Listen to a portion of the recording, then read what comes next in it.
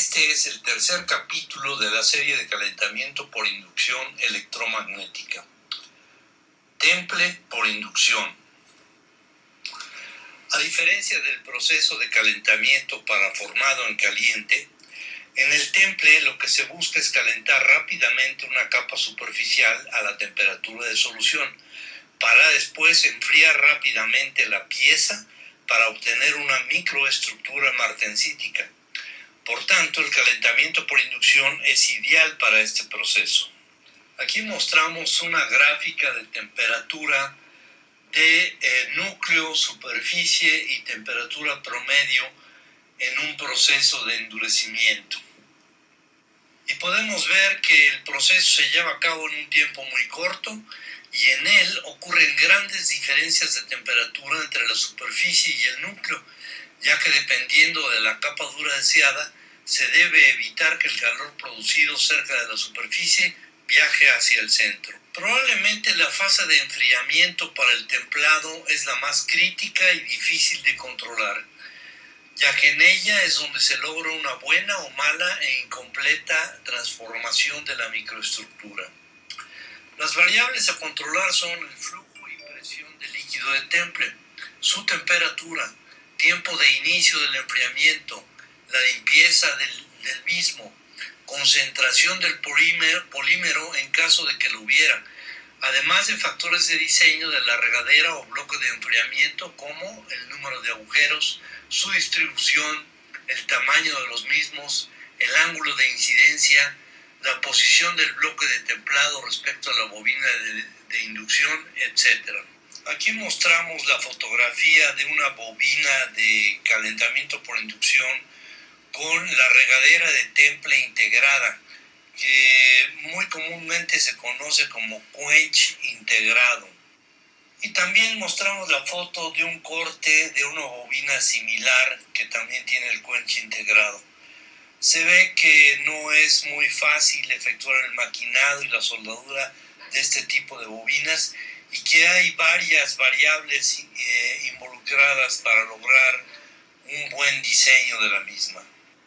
Aquí mostramos el diagrama de transformación de enfriamiento crítico, con el tiempo en el eje X y temperatura en el eje Y, en el cual podemos observar la curva de enfriamiento ideal para lograr una buena transformación a una microestructura martensítica, sin contenido de perlita o vainita, que son productos suaves de transformación. Una excesiva variación en las variables del proceso de enfriamiento de temple causará una transformación inconsistente y resultados indeseados de microestructura, incluyendo dureza, capadura, patrón de dureza y distorsión. Hay diferentes métodos para el enfriamiento de temple. Uno es el enfriamiento de masa o con aire, otro el enfriamiento con regadera dirigida y otro el enfriamiento por inversión. El enfriamiento de masa o con aire. En este tipo de enfriamiento se utiliza el principio de absorción de calor de una gran masa de la pieza que no es calentada y que es adyacente a la porción calentada de la pieza. La masa no calentada actúa como un absorbedor de calor y en algunos casos este efecto es ayudado con chorro de aire frío. Enfriamiento de temple con regadera. Este enfriamiento de temple progresivo con regadera en procesos de temple por escaneo es muy usual. El enfriamiento de temple por regadera después del calentamiento y en la misma posición es una forma de hacerlo. Y el enfriamiento de temple por regadera en otra posición diferente a la posición de calentamiento es otra solución para el templado. En este pequeño video vemos un ejemplo del enfriamiento con regadera en la posición de calentamiento.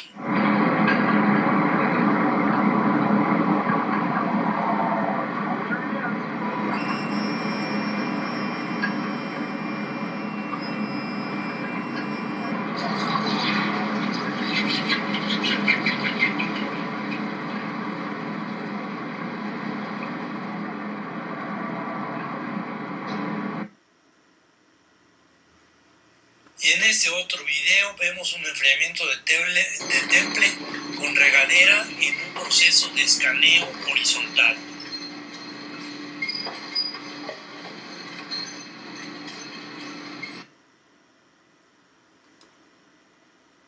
En el enfriamiento de temple por inmersión se efectúa fuera de la posición de calentamiento, normalmente bajando la pieza a un tanque con líquido de temple agitado, para evitar que se forme una barrera de vapor. En el diagrama vemos las diferentes fases que ocurren.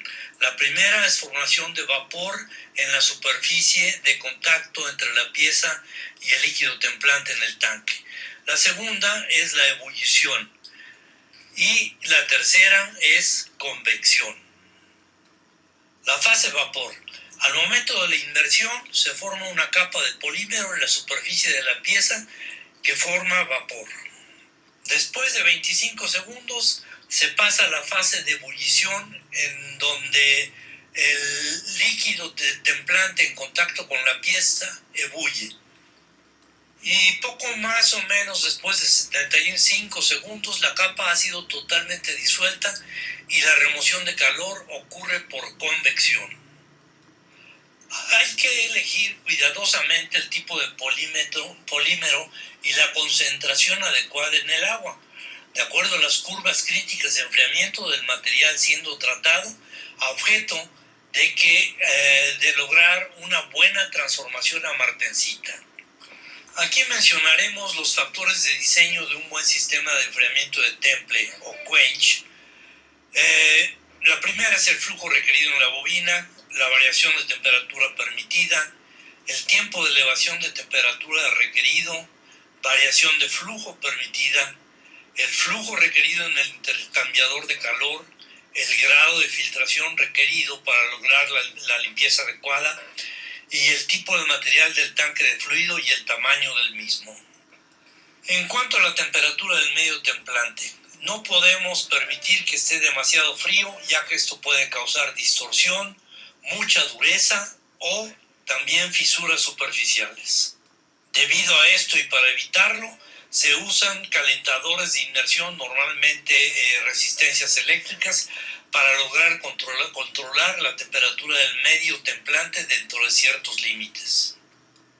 Tampoco es bueno que se eleve demasiado la temperatura del medio templante en el tanque, debido al calor removido de la pieza a templar, por lo cual se utiliza un intercambiador de calor, al cual le llega líquido frío de una torre de enfriamiento o algún otro tipo de enfriador, a objeto de mantener la temperatura del medio templante en el tanque en el rango adecuado de temperatura.